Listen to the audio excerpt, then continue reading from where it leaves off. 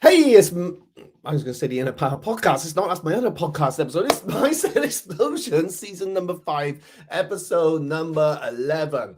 There you go. Okay, so today is an interview with myself, which I know is a bit weird, but I'm weird openly, so it's not weird anymore, is it? Really? It's a bit like interview with a vampire, but I'm not a vampire, or am I? Okay, let's crack on. And with today's episode, if you're watching, obviously, drop us a comment in, and please share if you have your own podcast. Share the link to your own podcast, because sharing is caring, and of course, the rising tide raises all ships. And if you're listening on a podcast and you can comment, then put your podcast comment in there, but definitely leave me a nice 5-star review. That helps get it populated so other people like yourself can enjoy the content that I'm putting out. And I just like to do this because it gives so much. There we go. I am back next week with an interview with someone that's not like me, with a split personality, but that's another story. Okay. But anyway, I've only been interviewed a couple of times, to be fair, which is fine. And I thought, maybe I'll just share my story, because it all helps, isn't it? Really, we're all different, and that's why I love interviewing people, because I find out so much more about people and their journey, and a lot of things that we all have in common as entrepreneurs, or business people, or self-employed, or people of interest, or improving our mindset. We all have quite a few things in common. So the more you're watching and listening, then the more likely is that you can pick up on that mindset as well, if you don't feel you quite have it yet already, which you probably do. But also, even where your mindset is quite strong, if it's strong, it's important to keep that stuff coming in. So I answered the question there that probably didn't get asked. Anyway, so I will introduce myself, of course, as always. So my name is Matt Rudman. I'm a man of many hats. Okay, so I'll talk about that in just a sec. So as we got like a new thing at the beginning, I thought I'd ask myself the question of, do I prefer podcast or YouTube? Well, YouTube's okay, but for business and mindset stuff, I do prefer a podcast, and there's some great ones out there. My favorite, I like Jeanette Linfoot's Brave and Bold. That is definitely worth a listen. I think it's way up there in the top 10%, maybe top 5 now. Sorry, Jeanette. But of course, I also like my mentors, Disruptive, from Rob Moore. So I think it's the name of the podcast. I just click it and it's there. So there's some of my favorites. But over the time, I've enjoyed things like Anthony Robbins, but that's more maybe on the books, which I'll come on to in just a sec. So I guess I answered the question already. I run a podcast. Now, there's a really good podcast you can check out. I did tease it at the beginning. If you like a little bit more mindset stuff, it's a little bit less business orientated, as the direction this one's gone into. But if you like mindset and you like a little bit of spiritual woo-woo stuff, then you can join me and my co-host on the Inner Power podcast. So my co-host is Andrew, and we talk about all things spiritual, mindset, wellness, and well-being. Yeah, we have loads of fun with that one. That's Tuesdays 11:11 Facebook, and it comes out on podcast on a Thursday about 8:30 in the morning. There you go. All right, I might put that link in I will, not might. God, bad words. All right. So yeah, that's why I am on podcast or YouTube. So next one, book or audio. I used to really enjoy reading books. I used to love reading like autobiographies, like Duncan Bannatyne's, Gordon Ramsay, and in terms of other books, Rich Dad Poor Dad, the usual ones, right? But I prefer audio now. I just feel it's I can consume. It's easier to consume in the time that I have. So I generally would put an audio book on, or a podcast, whilst I'm walking into, maybe I got a meeting in just a bit, as this is being pre-recorded today. So yeah, if I'm going into my business location or just driving around, it's just nice to have an audio book on. And my favorites are, for mindset, the Chimp Paradox. That's been one of my favorites. I need to go back to it. I do like the Rich Dad Poor Dad's ones. I've got so many. Oh my God. If you want to know my reading audio book list, then drop me a message or drop a comment, because I don't always answer all my messages, because it gets some weird ones now, and they have to go to my spam. The spam setup. So if you're not a friend of mine, it's just going to go to spam. And if you send me weird stuff, you're just going to get blocked. There you go. All right. So mentor, mastermind, or go my own way. I much prefer. See, when I started out in business, well, as I started out as a self-employed, we always have a mentor anyway, whether we like it or not. So there's always a mentor. There's someone mentoring us, mentoring around us, whether we like it or not, all the time. So, and they could just be our friends, family, the people that influence us in a way. So when I was an engineer, I had some great mentors there that helped me with understanding what the hell I was doing. So Nev Pellet, and learned so much from Nev. But as I went on into as becoming martial arts instructor, because that was my journey really. It's after I left engineering, it became a martial arts instructor. So Stephen Thompson been very well. That's going to answer the next question, but he's done he mentored me into business really, and gave me that encouraged an entrepreneur mindset, which has evolved and grown since then.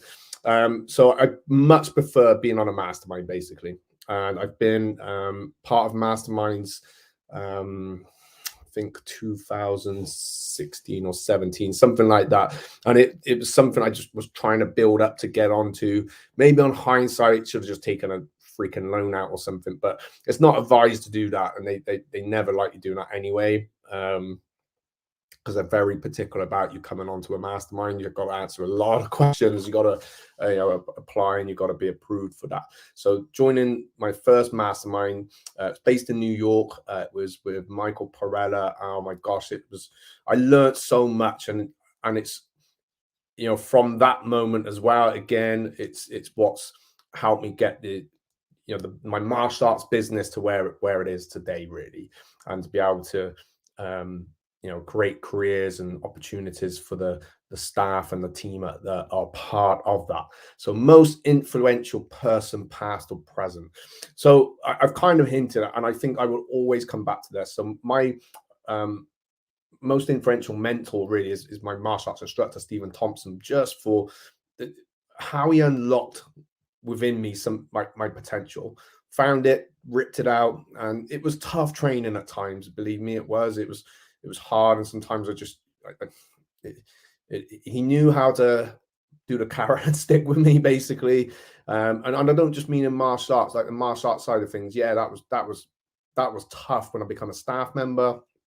But it really developed my head, my mind space, and then just having that trust and that faith, I guess, that he put into me. So I will always steer back to Stephen just for the generosity and him guiding me in that sense. And when it came time for me to move on, that there was no hard feelings about it. We still collaborate with gradings and things like that. So I think maybe that's because I didn't just go off and setups down the road, because that can be a bit snaky. I could have done that, I suppose, and it would have just left him in hardship. So because I bought him out, I think that made a big difference. But I couldn't have, that would have been tough to do in anyway, to just go down the road and do my own thing. I've seen that happen in this, and it gets quite nasty, and it's just not nice. Anyway, so that's where I'm at. So how did I get started, and what was my why? So so I didn't do that great at school. I think I was lacking a lot of self-belief, maybe a bit lazy. I've looked back on old school reports. I think I said this in a couple of podcasts recently. I don't know, ask me which one. Could be either one of the ones I'm running.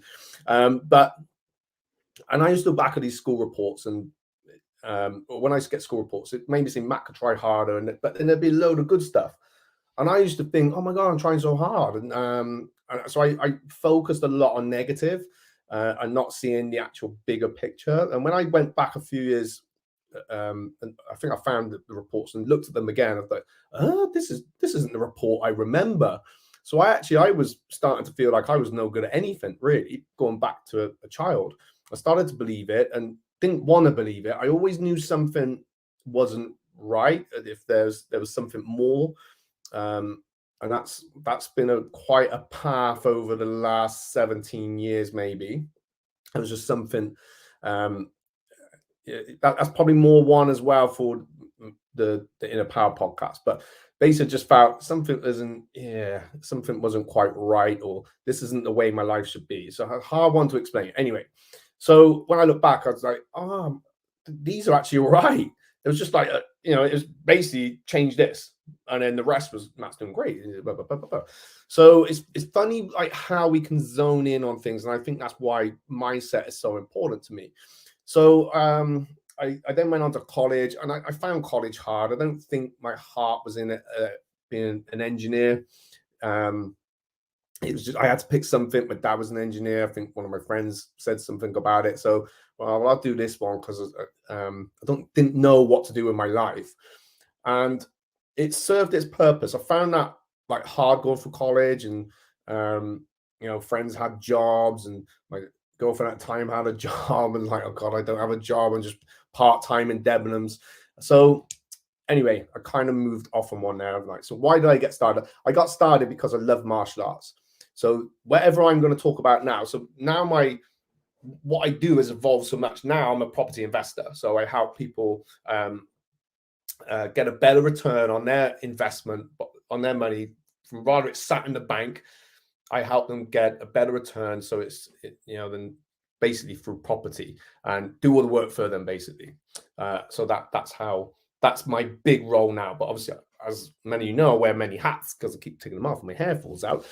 So my main business was martial arts, and I got into that just because I loved it, and I love helping people. So whatever I'm doing, it's the business in Cheltenham, the martial arts, or the beauty salons I got, they're all, for me, it's about helping people to maybe improve their confidence or feel better about themselves, or improve their fitness. There's many reasons behind it, but ultimately it's some shape or form, it's about helping people.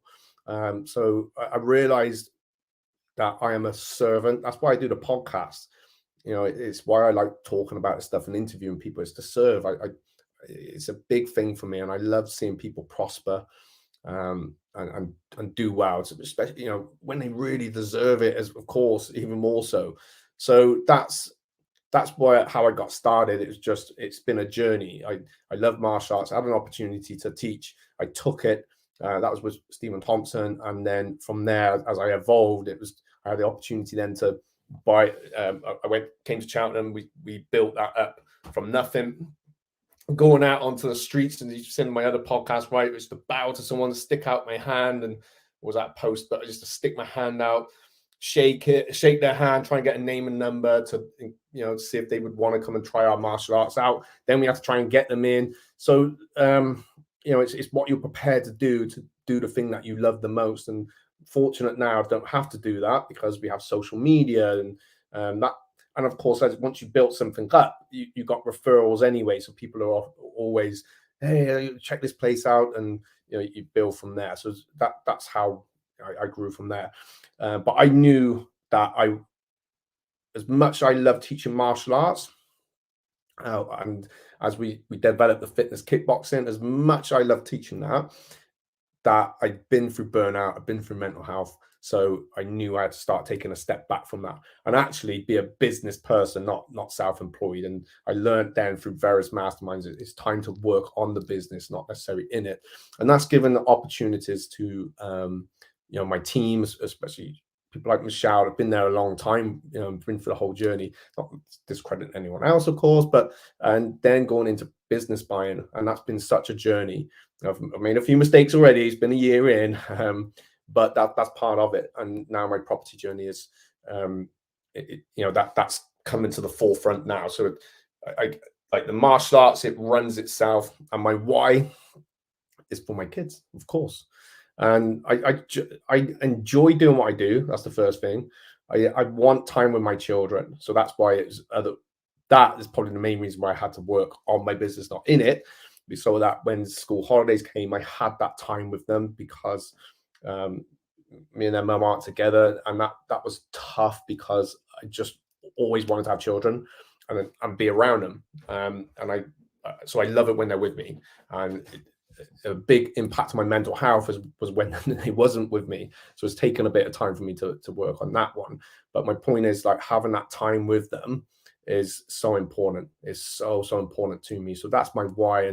And for them to have opportunities, the choice if they want to later on through the different business things that I'm doing. But also because I struggled at school, they're doing great. So but my Darby's like in all the top sets, so he obviously gets his brains from his mum, not from his dad. But also when I'm doing this stuff, part of it is that I want to learn. I need to grow. I need to evolve.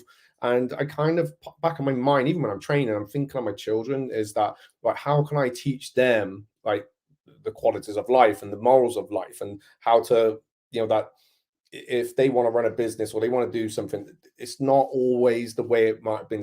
I felt it was set in stone when I was such a young age, if that makes sense. So it's a lot. My why is always going to be my children, and yeah, I just obviously I want to work hard, so I got time to do the things that I enjoy doing because I've worked all the crazy hours, so and I'm prepared to do that, of course, especially when I've started out on something or starting a new project.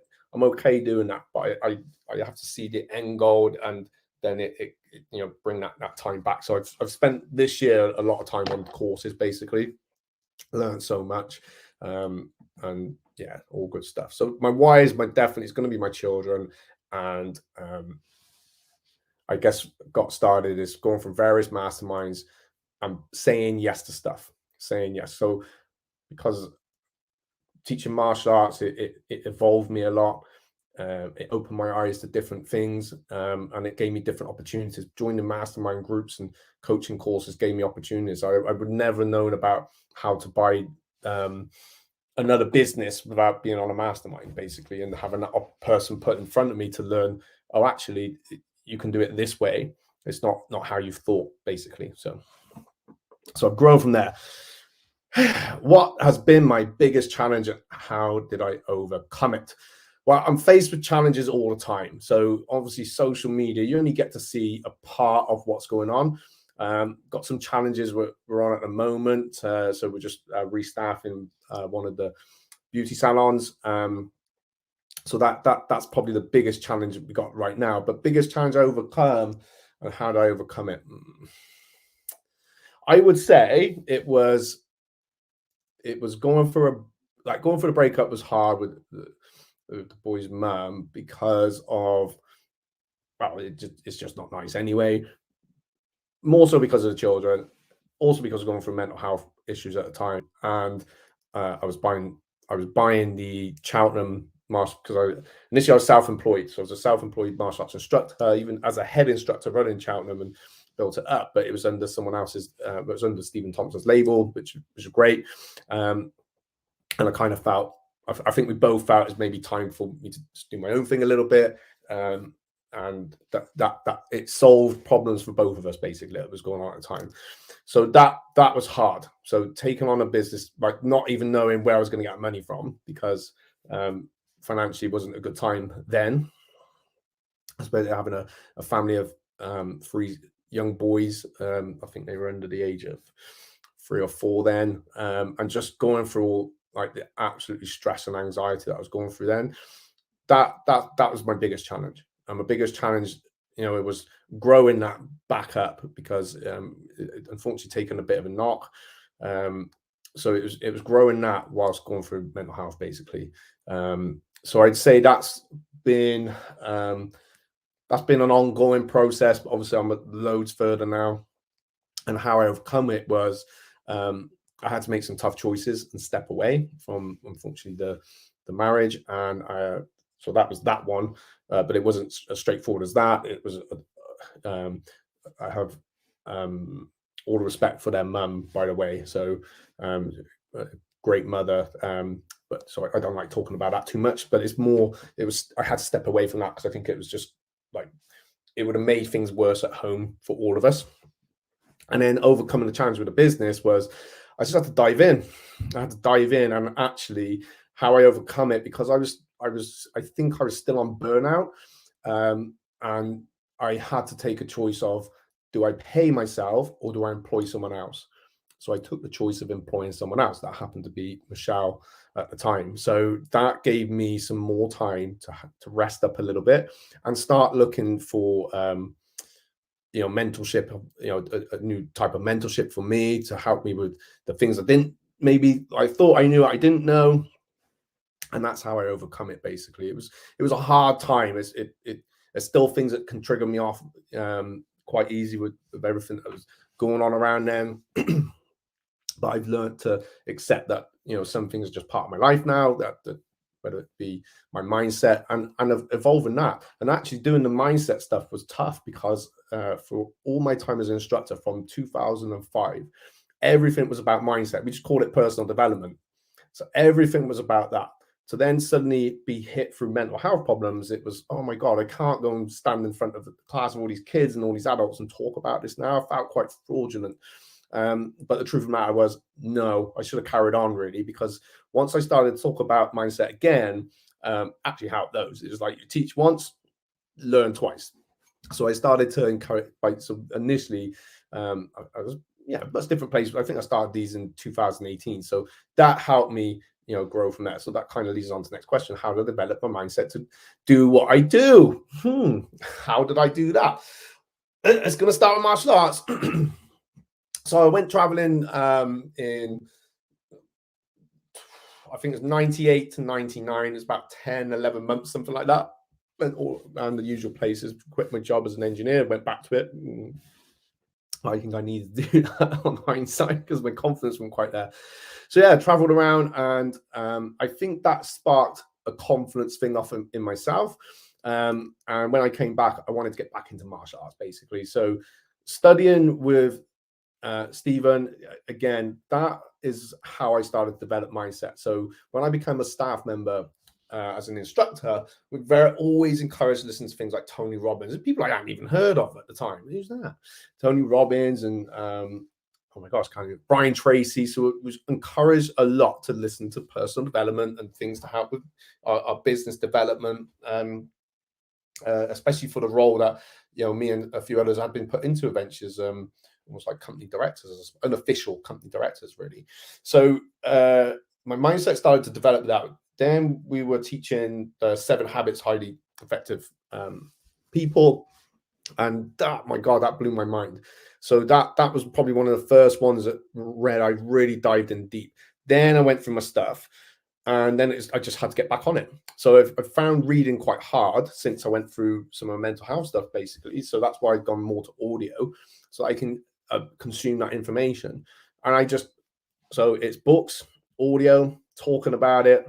The most important one, though, was surrounding myself with like-minded people who get the weird stuff that's not weird that I talk about.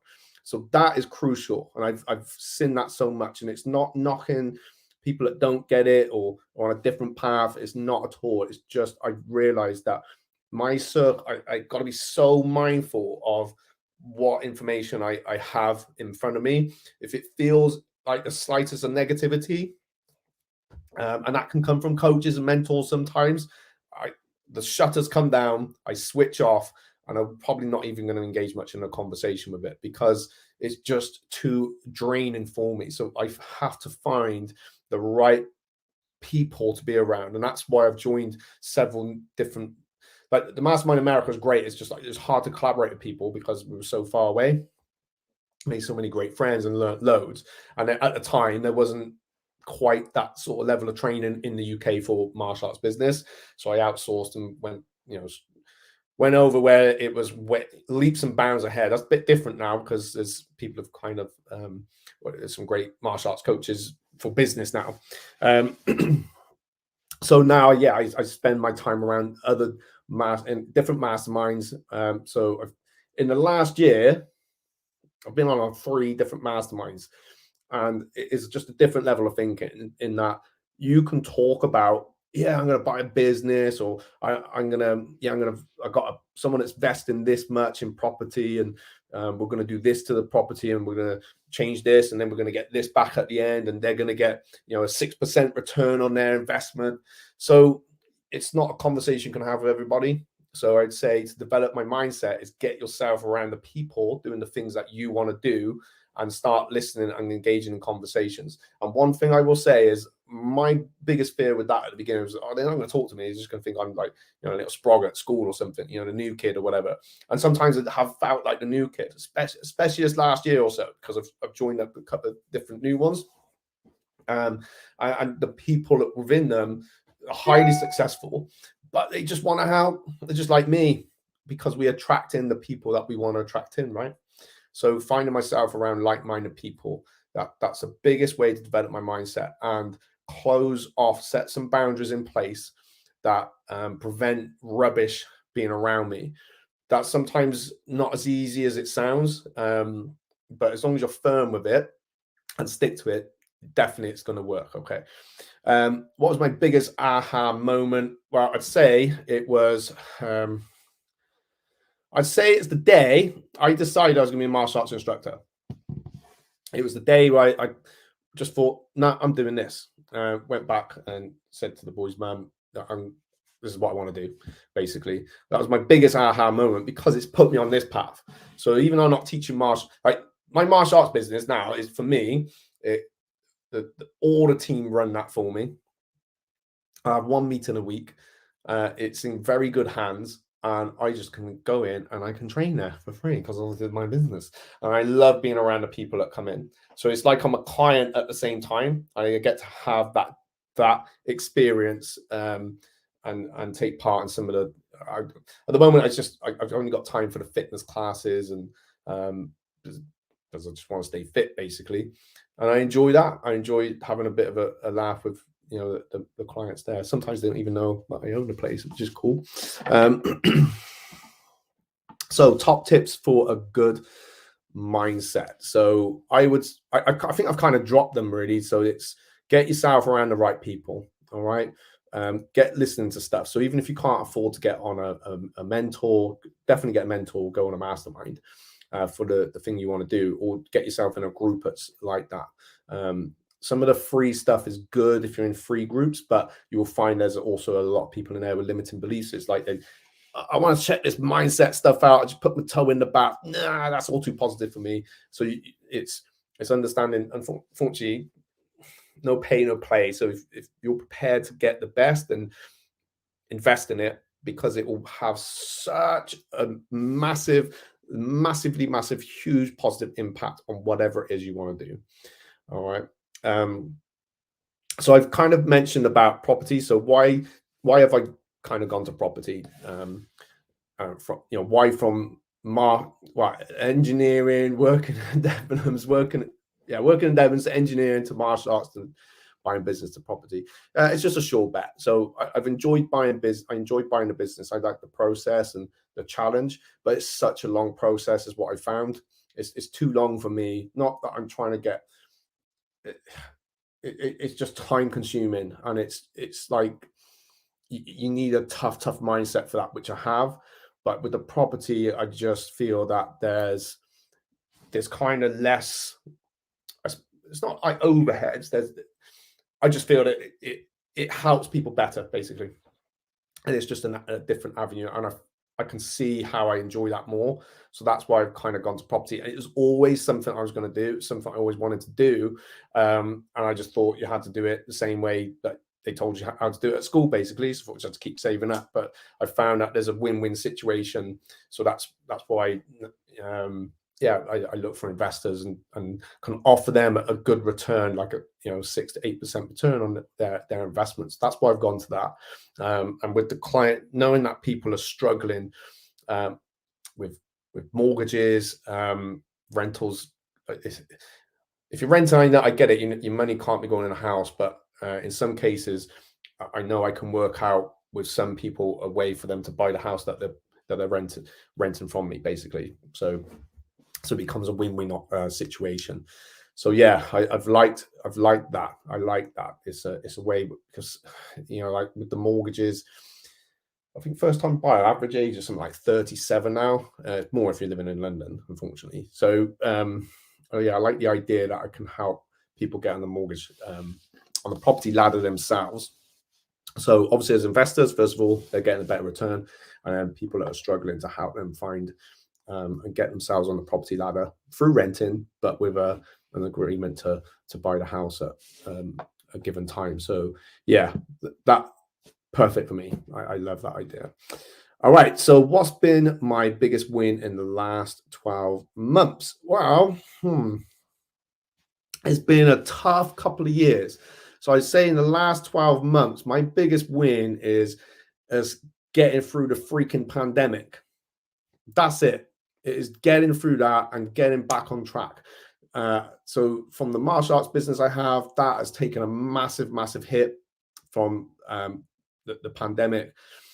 It was tough 2 years ago, going into lockdown, the same thing as everyone, right? We had money put aside for taxes, and it was so structured. It was in such a good shape and form. So obviously not knowing, I wouldn't change anything, by the way. I wouldn't change, well, not that. So I was able to keep staff on 100% wage. So that was hard when you're not, because you kind of thought, if you remember this time 2 years ago, it won't be long, we'll be done in a month. So that ate into a lot of the funds, but I wouldn't change that because they were doing a lot of voluntary stuff.